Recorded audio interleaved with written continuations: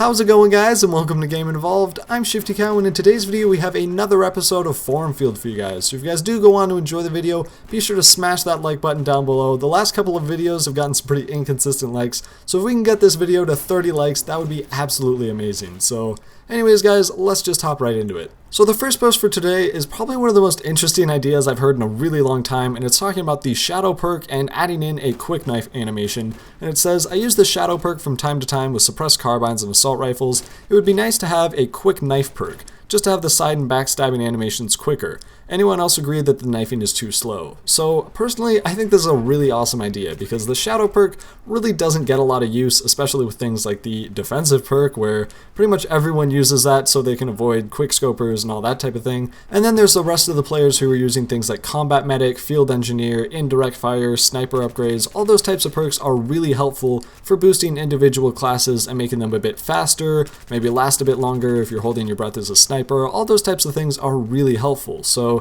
it's kind of hard debating on whether or not you should ever use the shadow perk, because first of all, you really can't tell if it's actually helping all that much, because you can't tell if you're spotted, and that's kind of one of the biggest things about the shadow perk. And so adding in just a quick knife where you can quickly knife someone if there's multiple enemies and you have to take out one at a time and try and still remain silent, because obviously if you're playing as that, you're going to try and go for a bit stealthier gameplay. I think that would be a really cool idea to rebalance the perk. Plus, this really fits in with the night map that's coming out for the summer patch, so I think this would be a really good addition into Battlefield 4.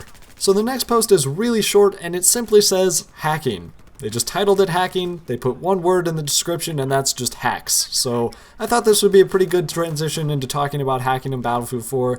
And coming from Xbox One and going to PC, there's been a lot of differences I've noticed. First of all, people in the chat call hacks pretty much every game, whether or not people are hacking or not. Sometimes they're joking, sometimes they're not, but I've come across a couple of hackers, and it is insanely annoying. First of all, one of the guys who was hacking went, I believe, 88-0, and that's when I left, because I was just kind of done with that game.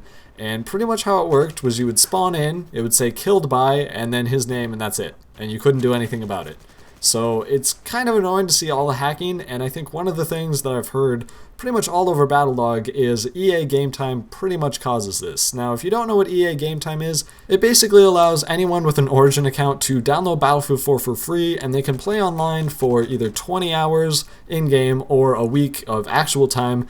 And it really just gets abused by hackers so much because people can just hack into it, and then if they get banned or kicked and they can never play Battlefield again, they simply create a new account, download Battlefield 4 again, and the cycle continues. So they really just need to end game time because it's been going on for like almost a year now, and it really just needs to be over because if you haven't bought Battlefield 4 by now, I don't think a 20-hour little demo would make you want to buy it anymore. So I really hope they just end it. It'll fix so many problems with hacking, but yeah, that's just kind of something that's really annoying. So the last post I want to talk about in this video is about Hardline and DLC, and it says, it's no secret now that Hardline is pretty much dead in terms of last gen and PC, so do you think they'll even bother releasing the rest of the DLC? Not many people bought premium for Hardline, so I can see why they wouldn't want to spend their time and money making content that no one will buy. What do you think will happen to Hardline?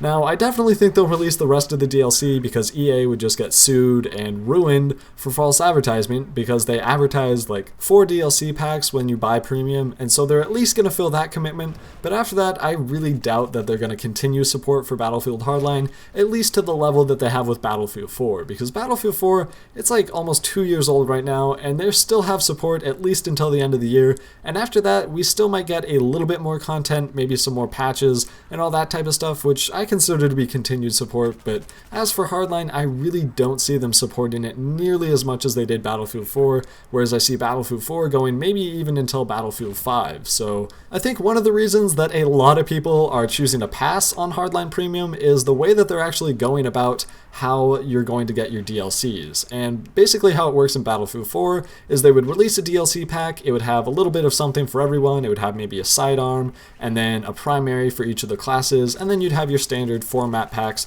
and you could play it and have fun no matter what your playstyle is. But what they decide to do in Hardline is that for each of the DLCs, rather than giving a little bit of something for everyone, they focus exclusively on one class to provide weapons for. So I think the first DLC was actually exclusively for the Enforcer class, and that didn't go over too well because say you wanted to be a professional or maybe a mechanic, that type of thing, you're not going to get any new guns, and there's a potential that you could not get any new guns for up to like a year here until the last DLC comes out, and you have to wait that entire time. Also, say you're the Enforcer, you get new guns at the very beginning, and then you're pretty much just bored for the rest of the premium schedule. So it's a really terrible decision, and honestly Battlefield 4 did this way better, and I can see why a lot of people, including myself, are choosing to pass on Battlefield Hardline Premium. So that's pretty much it for this video, guys. Hopefully you did enjoy. If you did, be sure to drop a like, it'll really help us out. Subscribe if you did enjoy our content and you want to see more of it. But until next time, guys, stay buttery.